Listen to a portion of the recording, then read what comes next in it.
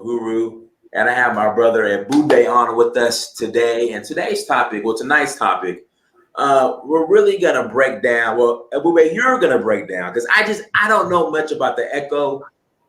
People, I'm not that versed in it. People have been asking me about it, and we had a conversation about it a couple of weeks ago, and you were way more versed than me and had a better understanding when it comes to the ECO and how it was going to impact, really the CFA countries, in West Africa that are pretty much still being, how can I say, controlled by France as far as their economy through the CFA.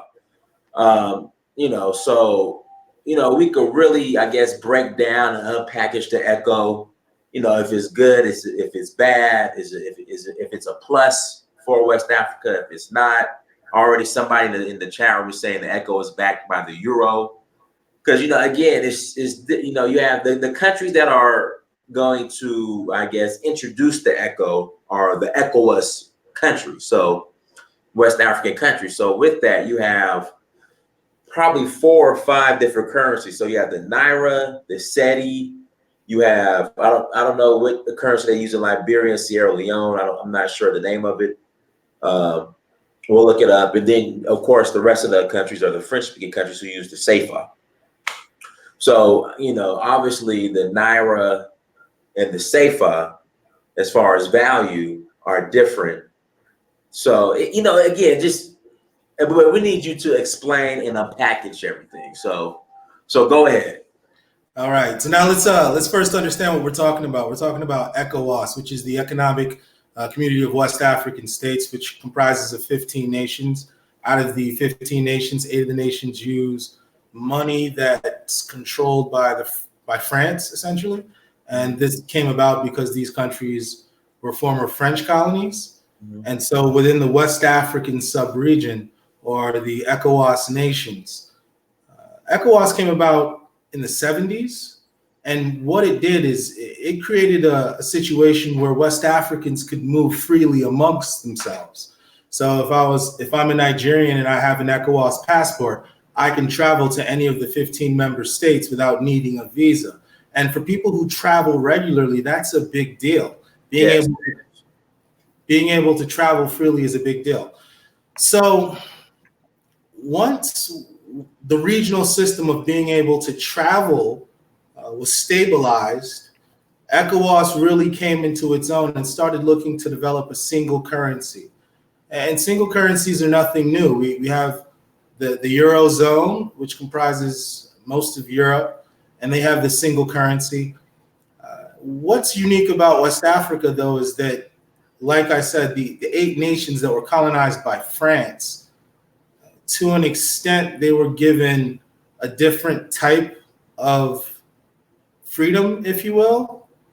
When we look at the nations that were colonized by the British, and we look at the nations in Africa that were colonized by the French, we see that 2 very different things happened around independence.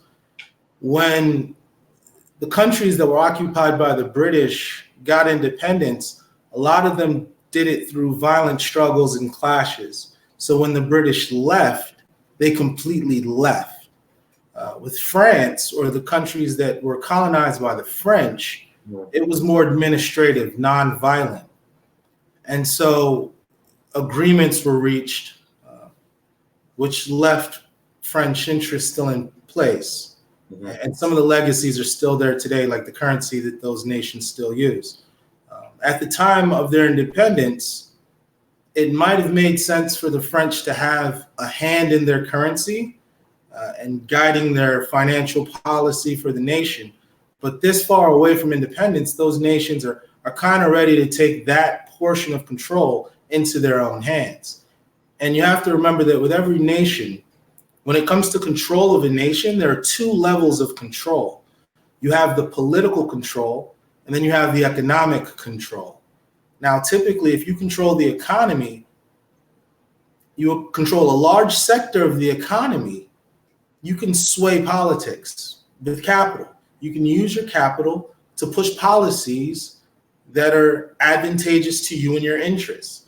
So every nation has 2 levels of control. There's the economic control, and then there's the political control. When the British left their African colonies, the Africans gained political control, and to varying degrees, they gained economic control. In the colonies that were controlled by the French, it appears that they were given political control, but the economic control was still somewhat withheld from those nations. So with a currency like the ECO, what you're discussing is potentially giving those nations a chance to truly manage and grow their economy without the limitations that are currently imposed. Yeah. So I'm already in the chat room. People are already saying that the ECO is going to be, I guess, controlled by the EU. Is there any truth to that? Like, have you heard how? I guess you'll get into how the ECO is going to operate, because obviously there's different conversion rates when it comes to the naira, to the CFA. And to be honest with you, can you even convert the CFA to the naira? Like, if I bring in CFA to Nigeria, will people even take CFA? I mean, because you have Benin that borders Nigeria. But it's just, when I found out about the CFA, is outside of those CFA countries, nobody would really touch it. I couldn't even convert CFA in France. And that's the thing. Most of the trade, for example, let's say I'm in Abuja, Nigeria, and I want to travel to see friends in Ghana. Mm-hmm. What I would normally do is I would go to certain parts of the city where they exchange naira for dollars, and I would buy dollars. Then I would take those dollars to Ghana. Right. And then when I reach Ghana and I find a place that exchanges dollars for cedi, I would get cedi. Then I would spend the cedi in that nation, right. And that's how I would do it. So within West Africa, there's a cumbersome process, even though we're starting to do more and more business with each other. So with a single currency, what that's going to do is that's going to facilitate actual trade between us. And here's one of the interesting things is that when it comes to regional trade and inter-African trade, Africa is so far behind.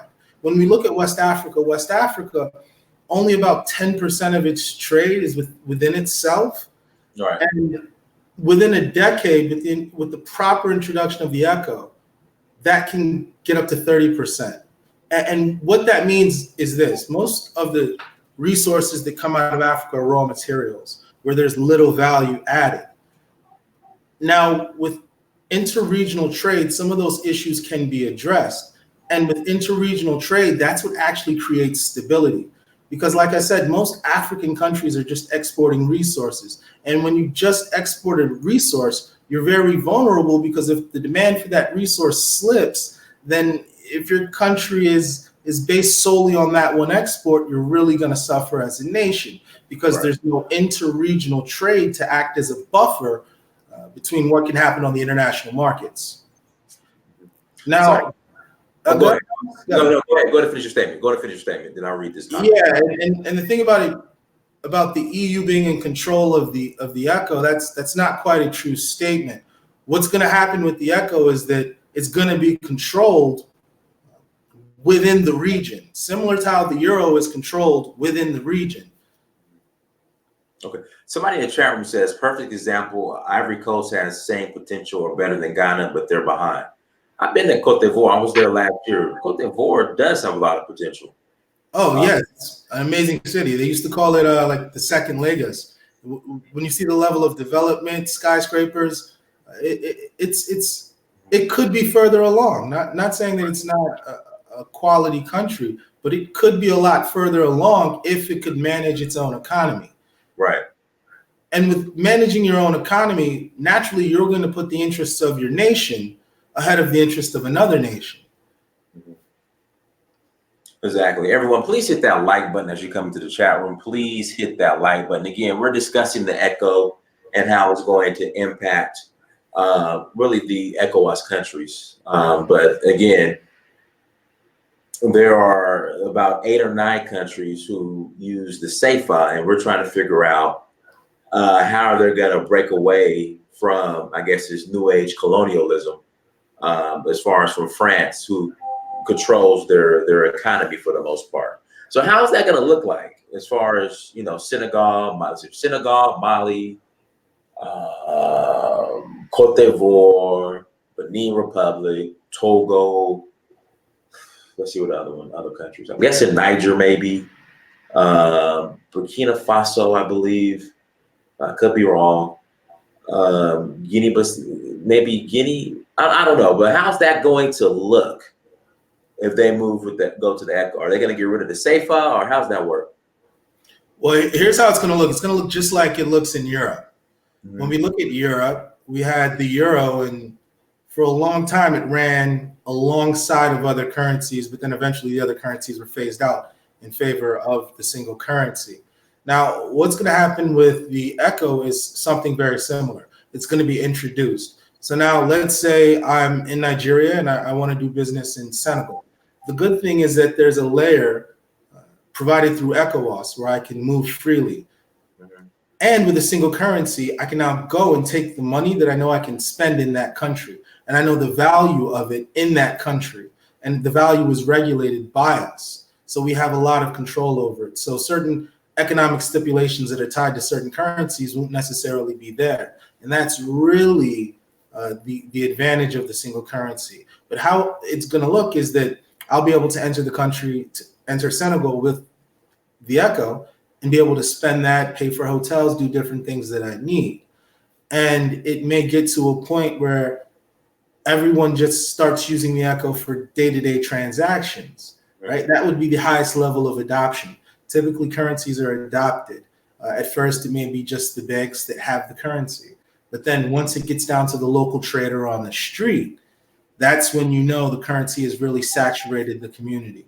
So it's going to be a saturation process. Now, Nigeria, who has the largest economy in Africa, how's this going to affect Nigeria in regards to its economy, as far as if Nigeria were to adopt? Now, has Nigeria agreed to adopt the ECO? Yeah, Nigeria signed on to adopt the ECO. And the ECO has been something that, it's not something that came about recently. A lot of people think this is something that just came about overnight. This is something that West Africa has been pushing for around 20 years. So this is something that's really been well thought out and well planned. And we're hoping that the execution is just as good. Now, when it comes to Nigeria and how it's going to benefit Nigeria, this really stands to benefit Nigeria. Nigeria is the largest economy in Africa, and of course, that also qualifies West Africa. So it's the largest economy there. So most of the trade will or may flow through Nigeria, which will help Nigeria, and also too with the expansion of places where people can do business in West Africa. That's going to increase the inter-regional trade that I discussed, which stabilizes a region. And so when the region's stabilized, we have other things to rely on outside of the resources that we send outside of the region internationally. So now, take, for example, Nigeria. When the international oil price is low, when that's low, the economy suffers. There may be a recession in Nigeria because the economy, to some extent, is dependent on oil. However, if we had inter-regional trade, that would act as a stabilizer to some of the shocks that happen on the international market with oil prices. So inter-regional trade alone is a great benefit to Nigeria as a country, but inter-regional trade is good for every member state as well. Okay, guys, let's get these likes up as we come to the chat room. Again, people keep saying that. I know Damon Kamara. And listen, if you guys want to call in, all right, I will put my email in the chat room. Okay, send me an email and I'll provide the link. Anita Siawa keeps saying, I hope Nigeria and Ghana don't accept the ECO currency, which is repackaged CFA. Is this a repackaged CFA? I know we already talked about it. The EU is controlling the ECO, but people believe that this is nothing more than, another game, a trick that the Europeans are playing. Well, that's an interesting opinion, but we have to actually look at what's on ground. We have to actually look at what's there. Now, we look at the currency that France gave to its colonies. Mm-hmm. Part of those agreements did things like 50% of the nation's wealth is going to be held in France. That's crazy. Who would agree to that? France is going to have a negative interest on the money they do loan you. If France gives you aid, you have to spend the money on French contracts, French companies, and there's a lot of stipulations that come with that currency. With the ECO, there aren't any of those stipulations. So to say that those two currencies are similar, that may be a very big misstatement. Let's see what else we have here. Now they're saying that the ECO is supposed to roll out next year, which seems a little too soon. Is it still on track to roll out next year? That's what's on ground right now. Now, a lot of the issue seems to come about because there's not a lot of information out there about the ECO. So people are just getting sparse bits and pieces thinking that this is something that just came about. But it's just because there hasn't been a lot of press coverage on this, which actually blows my mind, because this is a very big deal. Yeah, it's a very big deal. But when African nations were getting independence, a lot of that wasn't really covered in the press. And that was also a big deal because that gave birth to the modern Africa that we see today. So if such a large event in the past couldn't be or wasn't covered, then this not being covered fits that pattern. So it's not a surprise, but this is a big deal. And it's something that's been dealt with as a big deal. This isn't anything that like I said, this is 20 years in the making. It didn't just come about this year. So as far as the central bank for the ECO, it's going to be based in Lagos or in Nigeria. Like, where's the money going to be printed at? That's the thing. Now, ideally, one of the issues with the French monetary countries is that the actual currency is printed in France. So my guess is that the ECO will at least be printed in Africa. Where in Africa, I don't believe they've disclosed. A likely candidate is Nigeria, potentially Abuja, Nigeria, just based on economies of scale. So the central bank will probably be in Abuja, Nigeria, but that's not definite though. Well, that makes sense. Up Black peoples, up Africa, Nigeria on 75% GDP. So all depends on Nigeria. So it would make sense for it to be printed out of Nigeria, I would think. It definitely makes sense. Reggie Austin says, please say this will be printed in Africa. I hope it will be printed in Africa.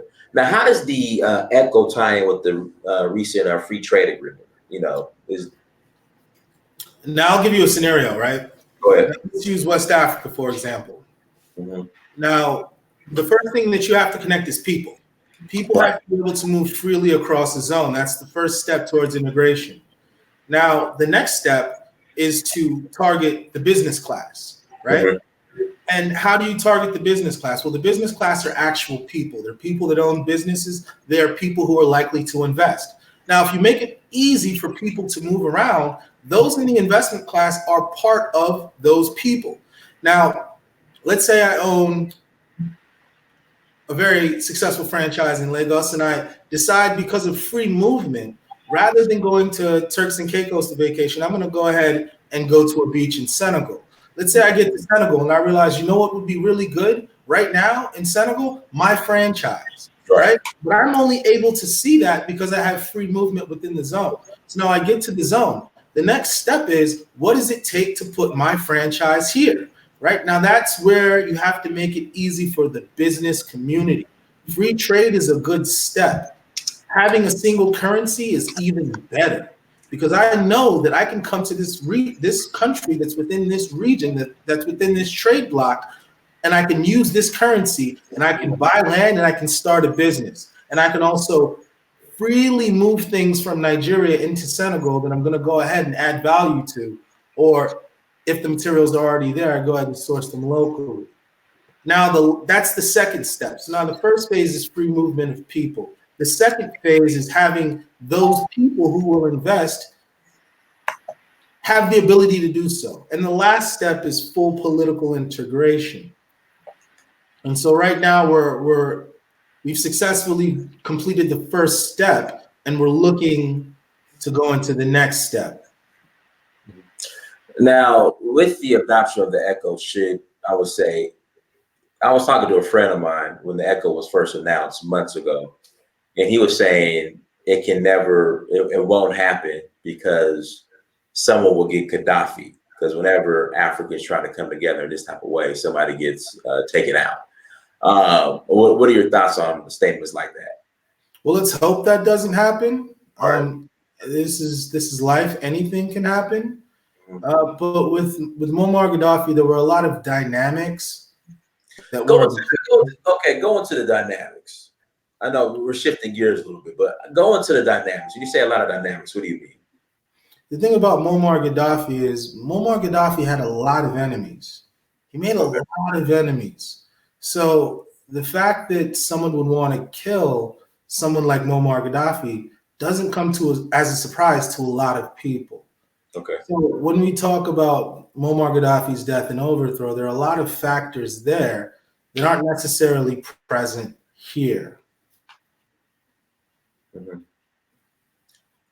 Dinus, the Chinese got them together. Gaddafi got killed for the gold standard. Like I said, Gaddafi had a lot of enemies, and there are a lot of conspiracy theories as to actually who had an interest to see him go. Mm-hmm. But somebody like him, unfortunately, had a lot of enemies, internationally, locally, everywhere. So hopefully that doesn't happen, in Africa, because whenever Africans try to unite, here comes someone to cause division, outside forces usually. And that's the thing. And you have to look at it like a competition, right? Mm-hmm. Economic regions compete with each other. And sometimes the competition means I don't want to see you guys come together because it'll be too hard to compete against you guys collectively, right? So ECOWAS coming together under one monetary policy, it means they may have one tariff policy for nations outside of the region. And so now other nations have to compete with another competitor. People naturally don't like to compete. It's like if you're playing football, right, you hope that the other team's quarterback has a flu, right? Is it the best thing to hope? But you hope that it happens, especially if he's good. So what happens is nations, it's like a game, it's a competition. They're gonna hope that your region doesn't do as well as their region because every region wants to be number one, right? You look at China. China wants to be number one. You look at the Eurozone, they want to be number one. You look at America. America wants to be number one. So now you wanting to be number one comes with a consequence, and it comes with a price. And you have to be willing to pay that price. You have to be really willing to sacrifice to make sure that the region is as successful as it could be. Edward Fagbimi says, hello, Dinus and Ebube. Great job, guys. Nigeria will run into the same issue that the UK had, meaning the strong will have to subsidize the other nations that don't have strong economies. Example, the EU and Greece. Well, that's a little bit different. That's a different interpretation on what happened with the actual EU. With the EU, Germany is really at the head, and they've always been at the head of Europe for a long time. Whenever they unify, they typically become the strongest force in Europe. But Germany carried and still carries the EU, them, France, and to a lesser degree, Italy.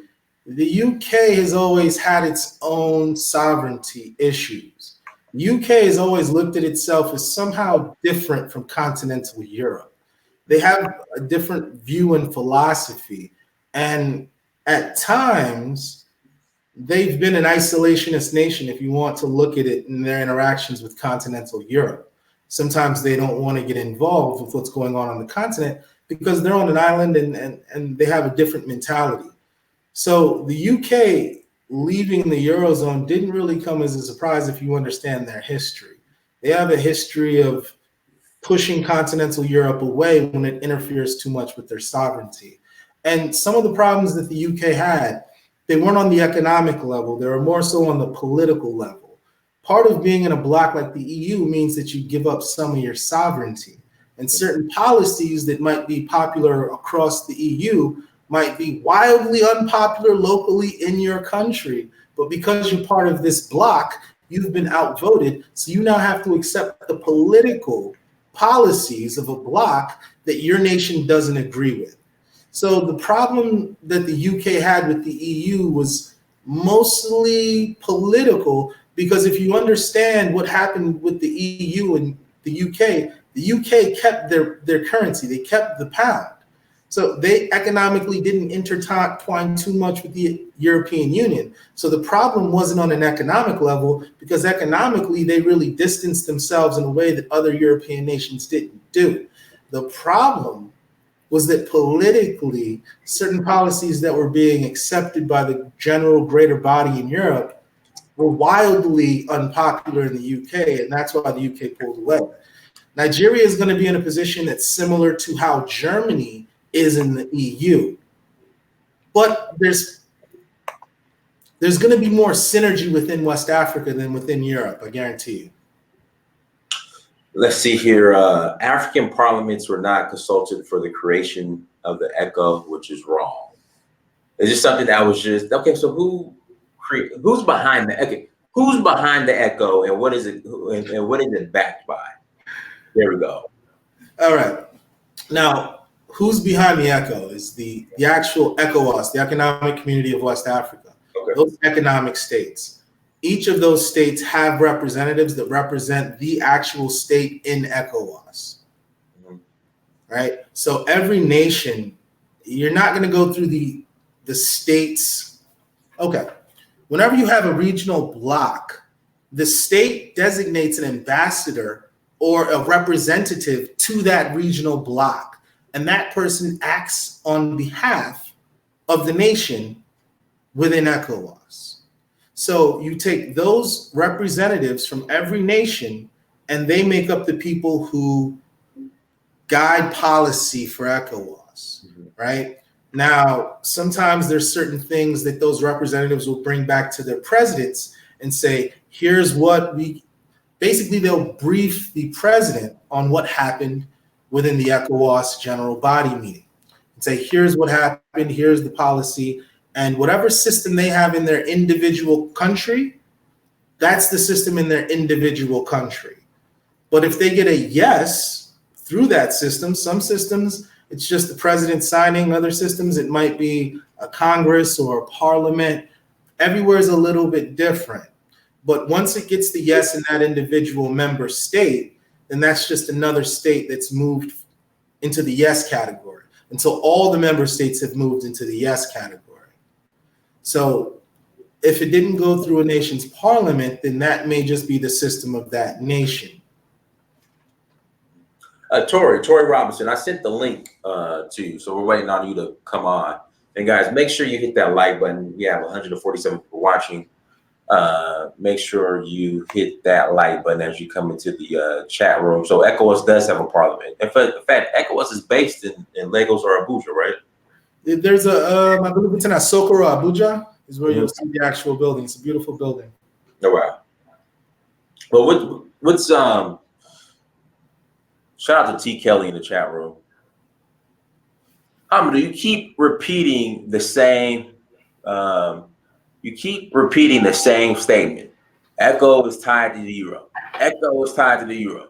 ECO is tied to the euro. Do you want to come on and articulate yourself? If not, now you're trolling. Mufasa. Yeah, what's going on? Y'all hearing me? Yeah, we hear you. Go ahead. Okay, cool. So the question I had for the brother was, will they have the ability to deflate and inflate this currency, like similar to what you see in China? Is there a bank that's backing it? I missed what was backing it. So those two questions, and then I have another after that. Okay, now that was part of to answer your question. I'll just say yes to answer the first portion of the question. Now, part of the problem with the French-controlled currency is that it's hard to manipulate interest rates, and I believe that that's what you're referring to, correct? Interest rate? Yeah, the interest rate, or well, like in China, they own, they run the banks and everything else, so they can just flat out change the value of the currency anytime. You understand? Yes. Yeah. That's what I Yes, mean. So that's something that's another facet. See, what's going to happen is this. Essentially, currently, 8 out of the 15 West African ECOWAS member nations have a currency where they have very little control over that actual currency. And not only do they have very little control over that actual currency, that currency comes with certain stipulations and limitations that affect the economy, the greater economy. So now with the ECO, what's going to happen is that they're getting a currency that they as a region control, similar to how the Eurozone as a region controls the euro. okay, I got it. And then the larger question that I haven't been following it as much. My question to you is, I never really seen an improvement or a major change for blacks come along without like a fight.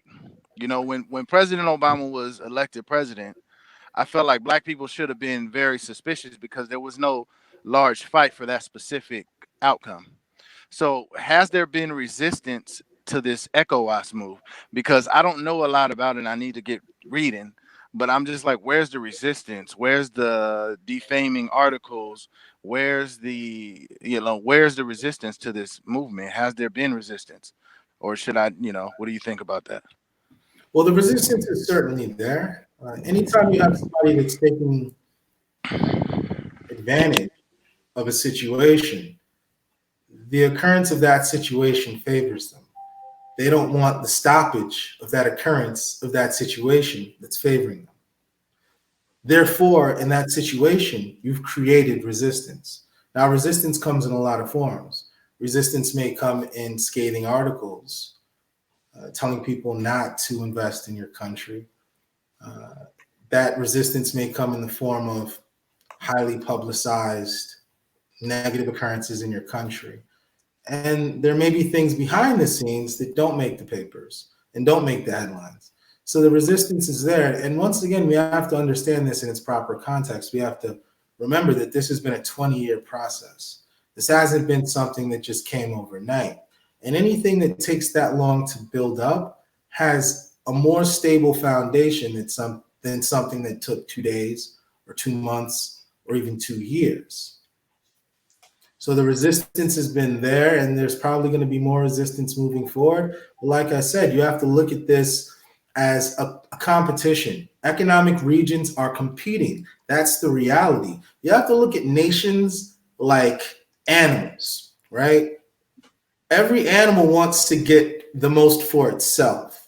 That's just how things go. Now, some animals will group up into packs and then try to say, we have the biggest region, we have the biggest pack, we're going to take everything. We're going to take the best hunting grounds because there are more of us. And that's how animals act. Nations act the same way. Nations, if it's mutually beneficial, will ally with other nations to take from other nations because they can. It's just a natural law phenomenon that the strong take from the weak. So you always want to make sure that you're on the side of the strong, and you want to understand power and how to manifest that. Okay, so on face value, it looks like France falls on the side of losing from this deal. In your assessment, where does France fall? Does this hurt France, or does this still allow them to maintain their position? Well, France is going to have to find another way because their current system is based on the widespread usage of a currency. So now if that currency is no longer in widespread usage, then they're going to have to switch to a model that doesn't depend on having a currency in widespread usage. So they can adapt. It's just a shift. Okay. To me, I would just expect a way bigger response from them. Go ahead. Yeah. I think Mofasa's question, and my question is France gonna kind of just sit back and let this happen without a fight? Well, and if they do, why? Why are they allowing it without a fight? Well, here's the thing. You have to get to a certain level to be able to do certain things internationally, right? Now, there's a lot of China, for example. When we look at China China's rise was based on them doing things that was purely in their self-interest. China got to its position by having a China first policy. Now, of course, that means they're going to step on a lot of toes. But if you put yourself in such a position where you have the strength and the muscle to back up such moves, then you're okay. But at the end of the day, if you're going to focus on your nation, there are other things that come with that because you're going to step on other toes and you have to be prepared for that blowback. Okay. All right. Yeah, I guess that was those were really my real questions, you know. And then a second ago, you mentioned someone going from Senegal. Now, ECOWAS is just a currency that has nothing to do. People can already move freely. ECOWAS is a region. I didn't mean to cut you off, brother. Oh, I'm sorry. I spoke. ECOWAS I said the wrong word. Is a region that allows for the free movement of people. Wait a minute. Oh, so it's more than just a currency. I mean currency. Yeah, so like Mufasa, so my ECOWAS passport, I could travel between like 15 countries visa free. Okay, I got you. Okay, yeah, okay. So that's really a step toward getting rid of the borders, really. Definitely. And if you look at it historically, West Africa has always been one region. One region typically dominates the entire West Africa and creates a megastate, whether it's ancient Ghana, ancient Mali, ancient Songhai, even up to present time. The Sokoto Caliphate would have eventually spread into that region had it not been for colonization. So typically West Africa is no stranger to megastates. And that's why regionally we're really accelerating in terms of integration. And a single currency further pushes that forward because, like I said before, most of our trade is external when we should be trading with each other as the basis of our economies. Our economies right now are based on the raw materials that we supply to other nations while adding little value. So now, okay, but see, well, hold on. Let me stop you because I wanted to ask you about that. So you said that the majority of our wealth is in raw materials, right? And then you said that the ECOWAS. Well, I didn't say wealth. I didn't say wealth. I said the majority of the international export. Trade, the export. Okay, I'm sorry. So the export is largely raw materials, and then you're saying that the ECOWAS move has the ability to basically triple intercontinental trade. Interregional trade within the decade. Okay, interregional trade. But how is it? Okay, by 2030. So, but how is it going to do that? How are we going to trade raw resources with each other if no one's processing these things? The main reason they have to go to these other people is because they process the resources, is it not? That's a very good question. You asked two questions in one. I'm going to address the first question. What's going to happen is this is going to really push industrialization, right? Because made in Nigeria products can move into Ghana, into Sierra Leone, into Senegal, into Gambia, tariff free. We can just, so now, for example, Nigeria, we sell crude oil internationally, but we can refine that oil and there's so many petroleum products that can come from that crude oil. And Nigeria has a very easy, sweet crude oil when it comes to refining. It's very easy to refine. So we can turn that into a lot of petroleum products. And because we can move it around West Africa without tariffs or any real political or economical stoppages, we can just move our products directly into those nations. So now we're going to have a region with, at present, 400 million people. And in 10 years is looking to go towards 700 million people, 600, 700 million people as a region within 10 years. That's going to foster an industrialization. Okay, now, yeah, it fosters that for okay, but like for the crude oil, we all know that what is it? Dangote has a refinery coming up, right? Right. But in general, for there to just be open opportunity in Nigeria, the main place in this region, the power has to get right. Now, I guess Buhari did a deal with Siemens. I wanted to ask you your opinion on that because when I mention that to people, people are telling me that this is not the first time, and just because they're talking about this doesn't necessarily mean it's going to go through. So I don't how much room for growth do we have if we don't have strong power and energy in Nigeria?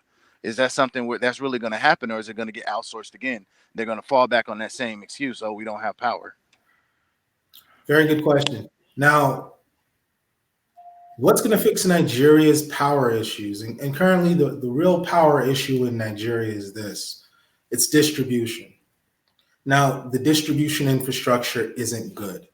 Nigeria generates more power than it distributes. Nigeria loses a lot of power in distribution. Now, the best way to go about that is to decentralize power rather than having one entity trying to connect the whole nation. Disassemble it.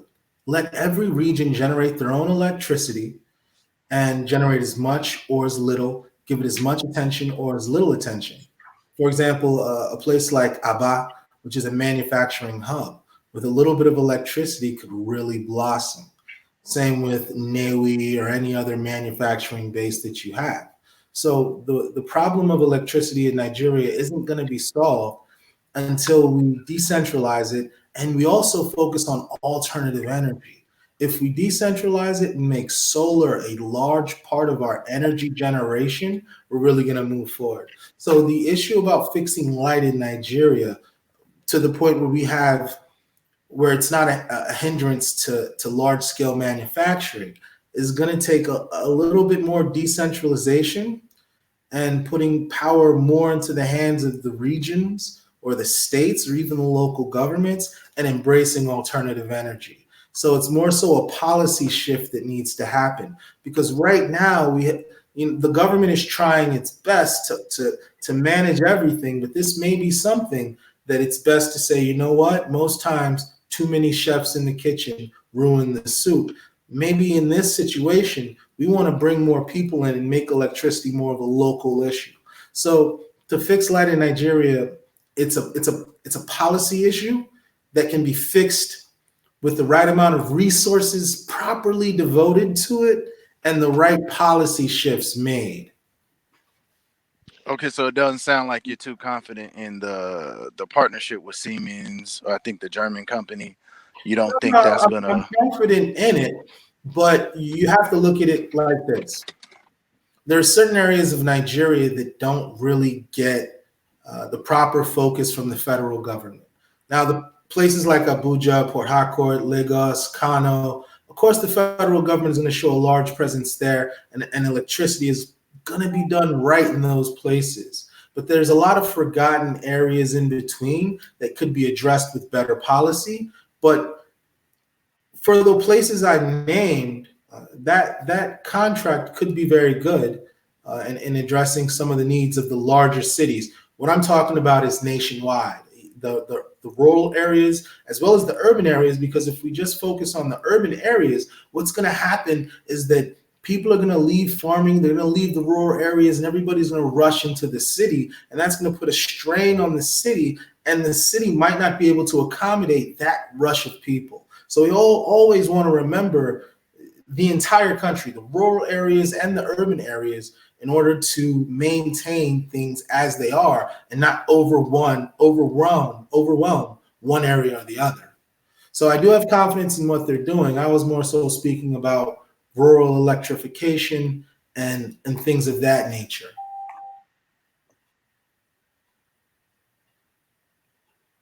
Mufasa, you there?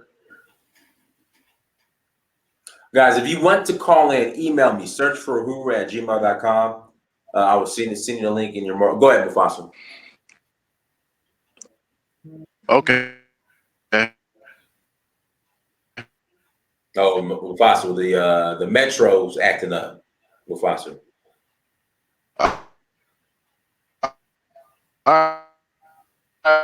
Oh. Mufasa, we can't. The metro, the metro, you got to stand by the window, Mufasa. You got to stand by the window.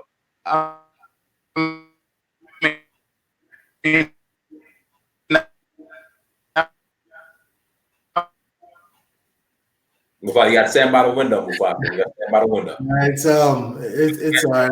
Let's give him some time, because I think It might be a while before he's back on. Yeah. But he was asking some really good points. Say, Cricket 2G. You got that Cricket 2G. Say Cricket. Oh, you got that Amin Ra. Pasta. You got that Amin Ra. It's not the name of Amin Ra. Mufasa, you sure you ate at Amin Ra's house, Mufasa? You got that 2G. Oh, go ahead, Ebube. I know. I was just talking about. I was hoping Mufasa comes back. I really wanted to hear if I answered his question or not. Mm-hmm. Got a question. Oh, somebody brought up Innocent Motors. Like, what's Nigeria doing to encourage, I guess, Nigerian made, because Innocent Motors is a car manufacturing company based in Nigeria, but you rarely see them on the road, if even that.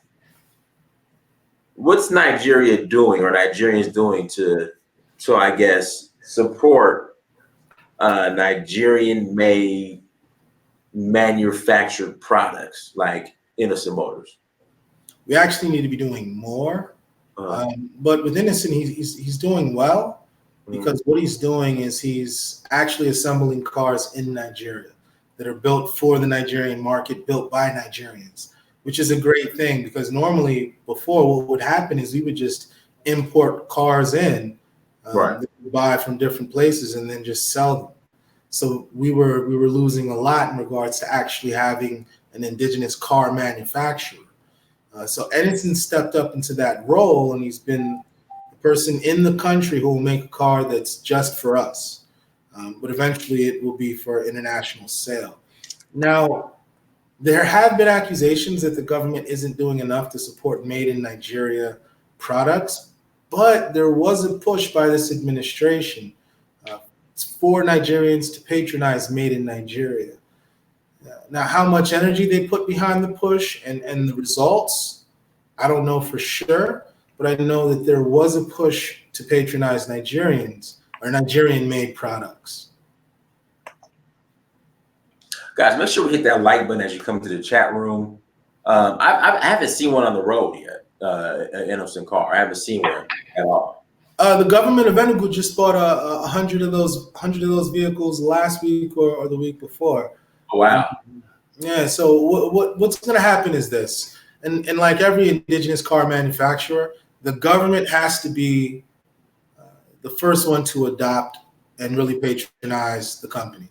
Mm-hmm. Because once they start using them as police vehicles and other things like that, and people see that, oh, these are reliable cars, and the government should patronize a local auto manufacturer or assembler, similar to how the government in the United States will patronize General Motors or Ford or any other American company. So it's starting with the government. So you may see some police cars, some army cars, different vans, but it's going to start with the government and then eventually spread into the private sector. All right. Mufasa. Yeah, I'm here. Okay. Are you standing by the window now? Are you making it to the window? No. I'm telling you, bro. It's StreamYard. I'm on my phone, so they said that they haven't fixed their technology for phones. But no, I was pretty much done with my questions, though. I wanted to thank. How do I pronounce your name? Ebube. Yeah, I wanted to thank you for answering the questions, bro. I mean, appreciate you bringing information. Yeah, because like I said, I guess that's just really my main thing that I'm looking at is how we're going to be able to produce these things ourselves.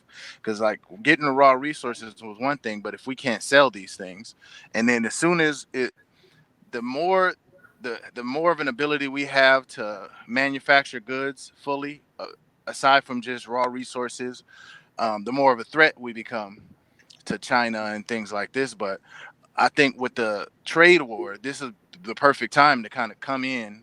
If we can build some things over the next years, this is the perfect time to come in and really manufacture some things, and jump onto the world stage and be able to export some stuff and trade within each other. So, but I just don't see. I'm seeing the ECOWAS deal, but I'm not seeing the other um, things. I'm not seeing anything be built that says, okay, I'm not seeing that side of it. So I'm hoping that side comes. But thanks for having me on. Thanks for answering my questions.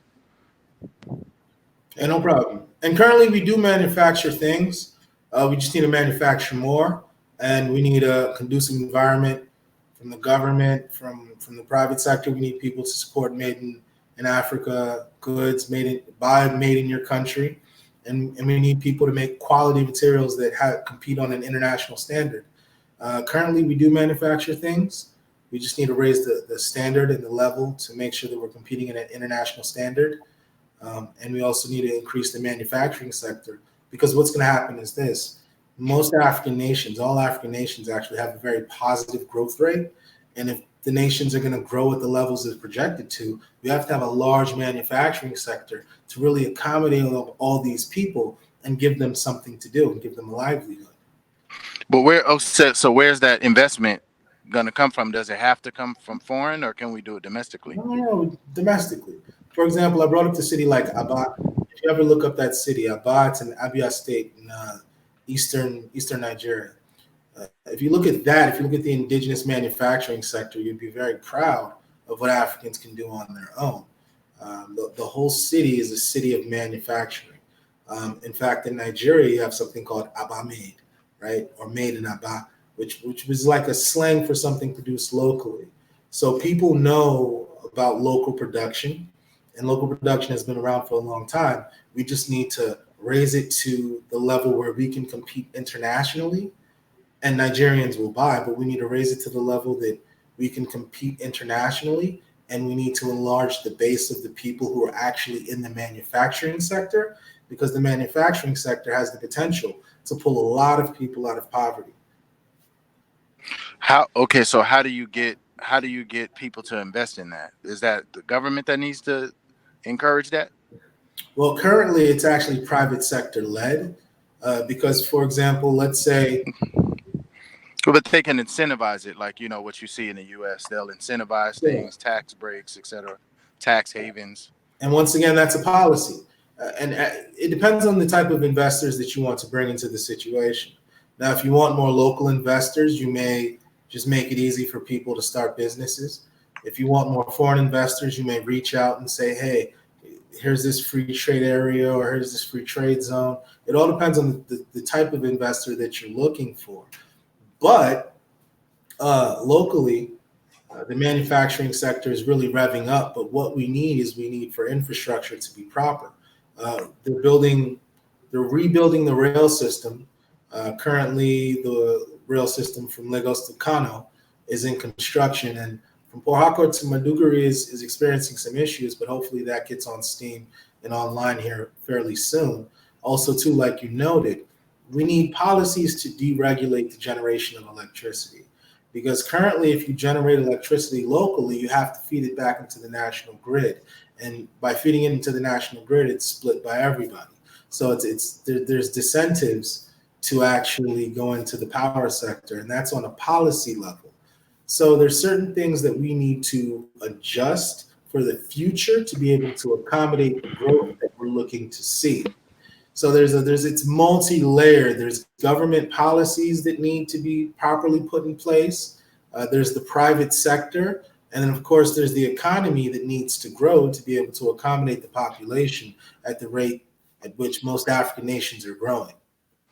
Now, you on a previous show, I heard you say that there may be an external force that doesn't want the power to become stable in Nigeria.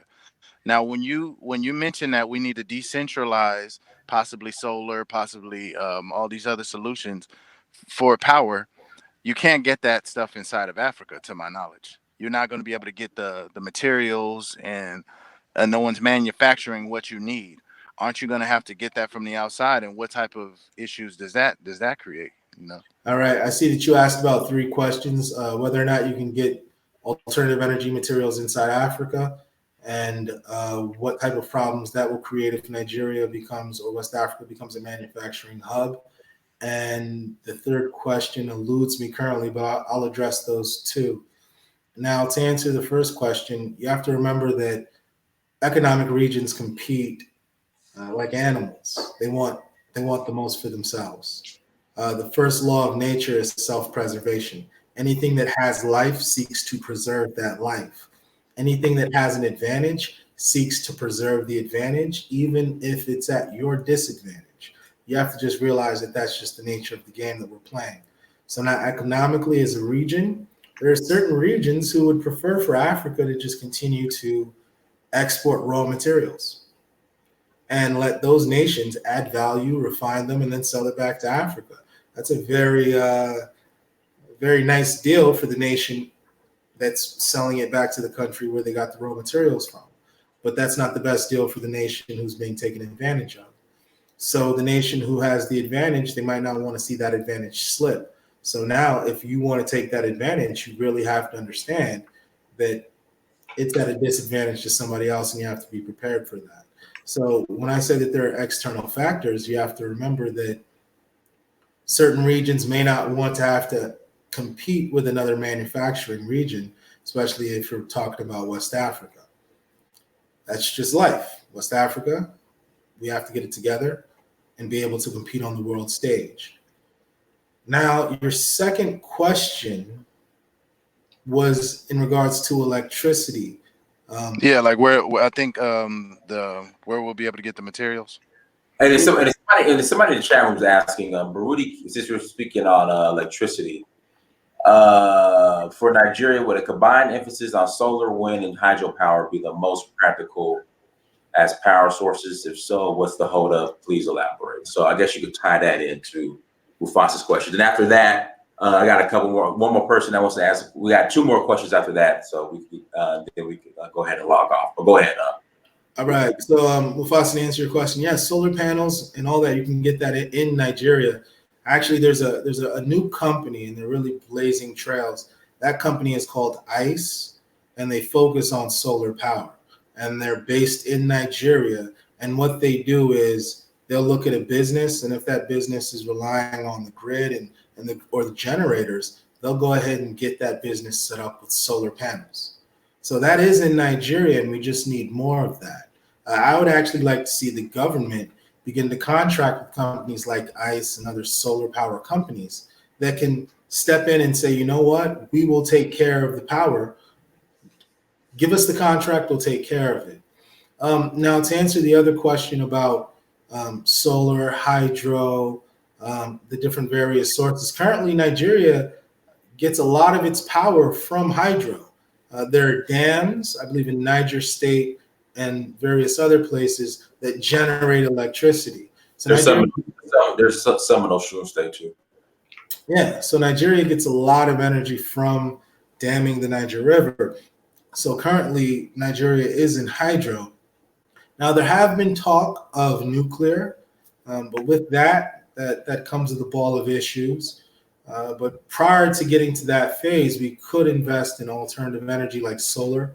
Of course, sunlight is something that's natural to Africa and abundant, especially in the northern states. And if some of the northern states were allowed to seek small-scale solutions to their energy issues, a lot of them would take advantage of solar. Some others may pursue hydro, but a lot of alternative energy is currently being explored in Nigeria. It just needs to be explored on a grander scale because we've been blessed with all these renewable energy sources. We're just not fully tapping into them and taking advantage of them.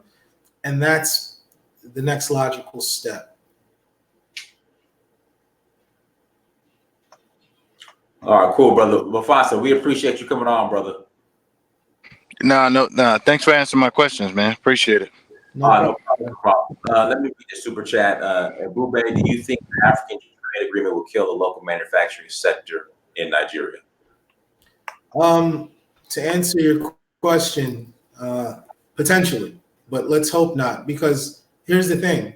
I stated before that you want to raise your level to the international standard or even better, right? Now, business is based on demand.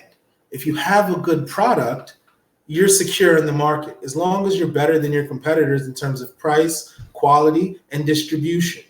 So as long as Nigerian manufacturers are able to compete on price, quality, and distribution, then yes, they can compete. But if Nigerian manufacturers fall short on price, quality, or distribution, then yes, let's say the Ghanaian companies are being more serious and they get serious about price, quality, and distribution, then they're going to win the market. It's all about competing. There's nothing that's guaranteed. It's all about competition.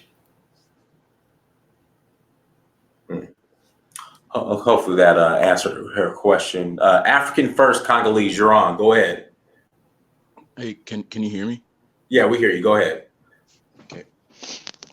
So I was just going to talk about the ECO. I do think it's a really great idea, like especially with what's his face, Kemi Seba. He's been doing a lot of stuff to push for the ECO. Oh, really? So Kemi supports the ECO. Yeah, like I follow his channel and like he has like protests of like thousands of people, like 2,000 people show up and they protest against imperialism and stuff. Like, they were in Mali last week. He hates the CFA. Yeah. The only problem I would have with it is if